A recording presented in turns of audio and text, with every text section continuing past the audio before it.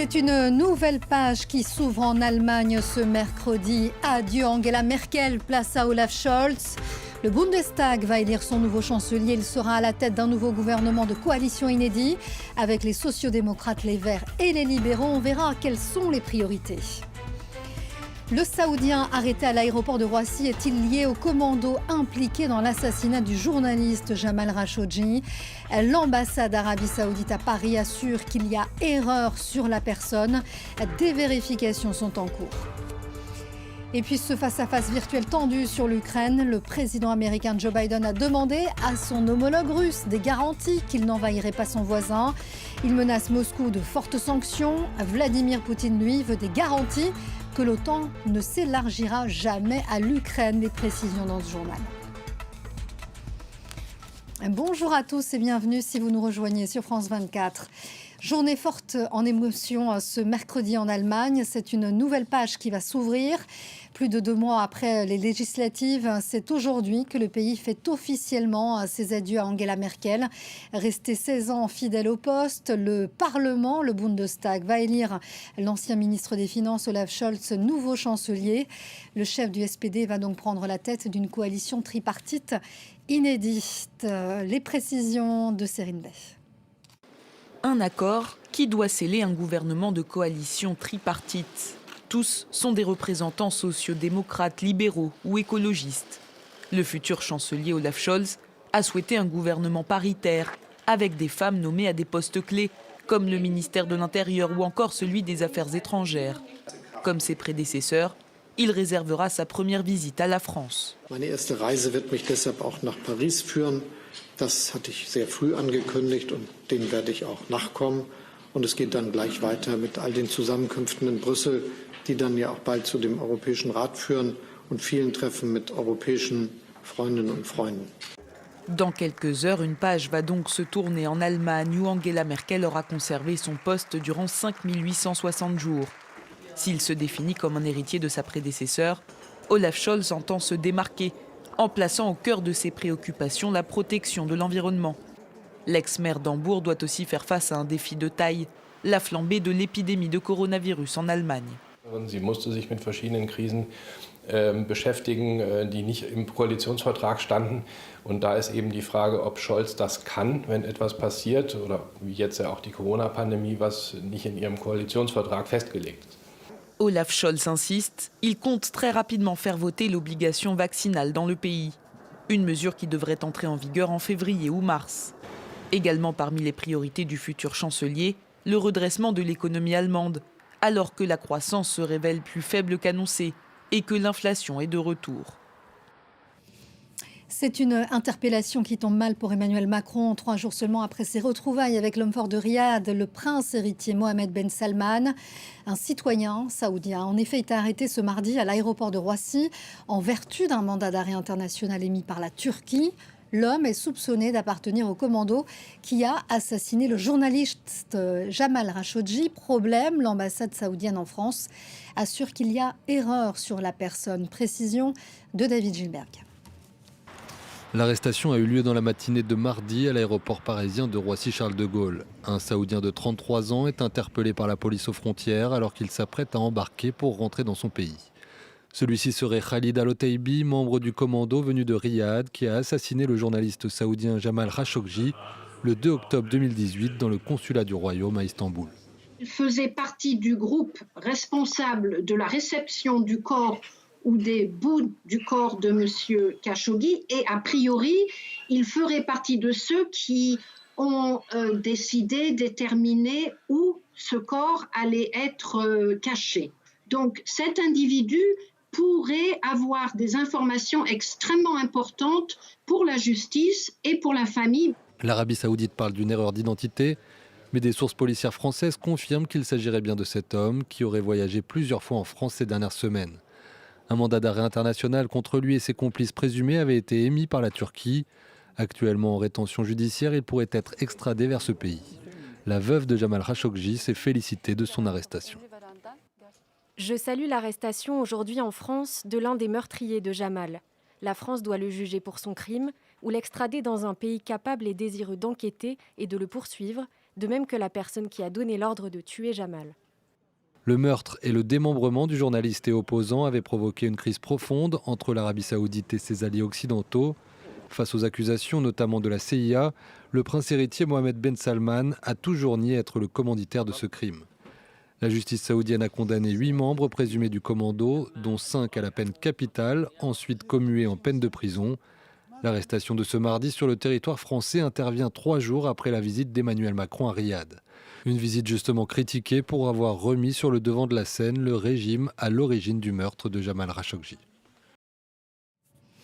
Que retenir de cette rencontre virtuelle entre Joe Biden et Vladimir Poutine sur l'Ukraine? Chacun a exigé des garanties de l'autre camp. La Maison-Blanche dit que le président américain a fait savoir qu'il y aurait de fortes sanctions en cas d'invasion de l'Ukraine. Le président russe a lui exigé que l'OTAN ferme la porte à son voisin. Alors, va-t-on vers une désescalade? Le récit de Bilal Tarabeh. Hello. Приветствую вас, господин президент. Good to see you again.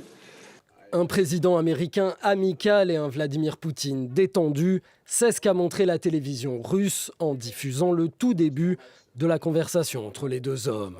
Mais le sujet du jour est extrêmement tendu, l'escalade militaire à la frontière avec l'Ukraine, et chaque parti défend ses positions.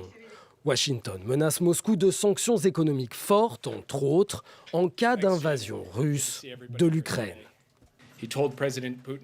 Joe Biden a dit à Vladimir Poutine que si la Russie envahissait l'Ukraine, les États-Unis et leurs alliés européens répondront avec des sanctions économiques fortes.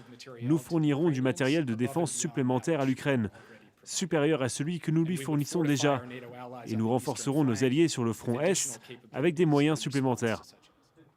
Le Kremlin, de son côté, a choisi de répondre par un communiqué et déclare « La Russie a un intérêt sérieux à des garanties juridiques sûres, excluant un élargissement de l'OTAN à l'Est ». Moscou affirme aussi que les deux dirigeants se sont entendus pour demander à leurs représentants d'entamer des consultations de fond sur ces sujets sensibles. Depuis plusieurs semaines, la tension monte à la frontière entre l'Ukraine et la Russie. Les deux pays s'accusent mutuellement d'avoir amassé des soldats sur leurs frontières communes afin de préparer une agression. Sur ce dossier, les États-Unis veulent montrer qu'ils ne font pas cavalier seul. Joe Biden a appelé ses alliés occidentaux, dont Emmanuel Macron, après sa conversation avec Vladimir Poutine. Le président français doit d'ailleurs s'entretenir avec ses homologues russes et ukrainiens dans les prochains jours. Sur le front de la pandémie, maintenant, l'heure est aussi à la désescalade face à la panique mondiale après l'apparition du nouveau variant Omicron. L'Organisation mondiale de la santé a assuré ce mardi que le nouveau variant ne provoque que des formes légères actuellement. Les médecins sud-africains font état de cas bénins en grande majorité. L'organisation rassure aussi sur l'efficacité des vaccins existants. Écoutez le responsable des urgences de l'OMS. Je m'attends très franchement à ce que les vaccins dont nous disposons actuellement soient efficaces contre les maladies graves et les hospitalisations. C'est ce que nous devons mesurer et confirmer. Et nous devons également confirmer s'il y a une interruption de cette protection. Mais je m'attends à avoir une certaine protection. Et c'est pour cela que la vaccination est si importante. C'est la meilleure arme dont nous disposons actuellement. Ce jour historique au Chili, le Parlement a dit oui au mariage pour tous. Le pays rejoint ainsi en Amérique latine le Costa Rica, l'Équateur, la Colombie, le Brésil, l'Uruguay ou encore l'Argentine. Le récit d'Axel Simon.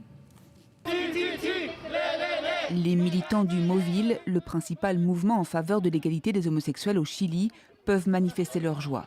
Car mardi, le Parlement a voté en faveur du mariage entre personnes de même sexe. Après l'approbation du Sénat, la Chambre des députés s'est prononcée à 82 voix pour le mariage pour tous, 20 contre et 2 abstentions. Jusqu'à présent, les couples homosexuels pouvaient s'unir seulement par un pacte d'union civile en vigueur depuis 2015. Une avancée qui valide un projet de loi déposé en 2017 à l'initiative de la présidente socialiste d'alors, Michelle Bachelet. Ces 4 dernières années, le projet a été constamment combattu par le bloc le plus conservateur de la droite chilienne au pouvoir, mais parallèlement, il a toujours obtenu une majorité de oui à chaque étape du processus législatif, dans un Parlement dominé par l'opposition. Le président conservateur Sebastián Piñera, qui achève son mandat en mars prochain, doit encore promulguer la loi. Elle permettra aussi aux couples homosexuels mariés d'adopter des enfants. C'est une action judiciaire inédite quand des réfugiés Rohingyas portent plainte contre Facebook. Cela se passe aux États-Unis. Une plainte collective a été déposée auprès d'un tribunal de Californie. Le réseau social est accusé d'avoir laissé se propager des messages de haine visant cette minorité musulmane persécutée en Birmanie à partir de 2017 et victime, selon l'ONU, d'un nettoyage ethnique. Ces réfugiés réclament 150 milliards de dollars. Allez, on prend la direction de l'Afrique et de l'Éthiopie où le gouvernement poursuit son avancée dans le nord du pays. Le Premier ministre Abiy Ahmed affirme ce lundi avoir repris les grandes villes stratégiques de Dessi et Kombolcha. Il se dit à nouveau maître de la situation. Le chef des rebelles du TPLF parle, lui, d'une réorganisation stratégique. Florent Rodeau, Emerald Maxwell. Notre victoire va se poursuivre. Rien ne va nous arrêter. Vous allez frapper l'ennemi et vous allez gagner. Un prix Nobel de la paix en treillis militaire au milieu de ses troupes pour les galvaniser. Sur ces images, le Premier ministre éthiopien Abiy Ahmed affiche sa confiance. Il l'assure, son gouvernement a repris le contrôle de 2 villes clés, Dessi et Kombolcha. Situées dans le nord du pays, elles étaient tombées en octobre aux mains des rebelles tigréens du TPLF et de leurs alliés de l'armée de libération Oromo, faisant craindre une offensive sur la capitale Addis Abeba, 400 km plus au sud. Nos troupes ont libéré toutes ces zones sans eau ni nourriture. La victoire qu'ils ont remportée est incroyable. Nous sommes très fiers du ministère de la Défense nationale. Des affirmations contestées par le TPLF. Sur Twitter, son porte-parole indique que si les forces rebelles ont battu en retraite, cela faisait partie de leur plan. Il n'y avait pas d'unité organisée pour libérer ces villes. Les habitants le savent et les généraux d'Abiy le savent. Des informations bien difficiles à vérifier, la plupart des communications étant coupées dans le nord de l'Éthiopie. Une chose est sûre, ces combats débutés en novembre 2020 entre forces gouvernementales et rebelles dans le Tigré ont ravagé le pays. Au moins 2 millions de personnes ont été déplacées et la famine gagne chaque jour du terrain. C'est le manga de tous les records, One Piece. La sortie du 100e tome ce mercredi en France est digne d'un Goncourt. Tirage exceptionnel de 250 000 exemplaires. Il faut dire que l'épopée du pirate Luffy, qui explore le monde à la recherche d'un trésor très convoité, tient en haleine les fans depuis 20 ans. Alors comment les libraires se préparent? On voit ça avec Céline Bay. Il est arrivé, les gens sont très impatients. Entre ses mains, cette libraire tient de quoi rendre fou des milliers d'amateurs de manga. Le 100e tome de la série One Piece, et en l'occurrence ici l'édition collector. Ce mercredi, il ne faut pas s'étonner en France si de longues files d'attente se forment devant les librairies. Car la suite des aventures de Luffy est attendue depuis des mois. Alors là, depuis la semaine dernière, on a des appels tous les jours pour savoir est-ce qu'ils peuvent le réserver. Nous, on a décidé de ne pas faire de réservation, parce que c'était trop compliqué, on ne savait pas combien on allait recevoir. Donc ça sera le jour J. Ceux qui seront arrivés les premiers seront les premiers servis. Et donc oui, des appels tous les jours. Avec plus de 490 millions d'exemplaires écoulés dans le monde, la série de mangas signée Eiichiro Oda est la plus vendue de tous les temps. Et forcément, dans cette librairie spécialisée, elle occupe une large partie des rayons. One Piece, c'est une série tellement grande qu'on n'a pas la place en fait pour tous les mettre. Donc on a notre réserve qui est juste là, sur tous les tomes qu'on ne peut pas mettre en rayon. Eiichiro Oda a publié le premier tome de One Piece il y a près de 25 ans. L'engouement pour cette histoire de pirate en quête d'un trésor fabuleux s'est développé au fur et à mesure, au point qu'à chaque sortie, l'excitation des fans est de plus en plus grande. L'auteur, lui, admet qu'il ne sait toujours pas combien de tomes il sortira avant de mettre fin à son histoire. Voilà, c'est la fin de cette édition. Merci à vous de nous avoir suivis. Un grand merci aussi à la régie. Le prochain journal, c'est dans 15 minutes. Restez sur France 24.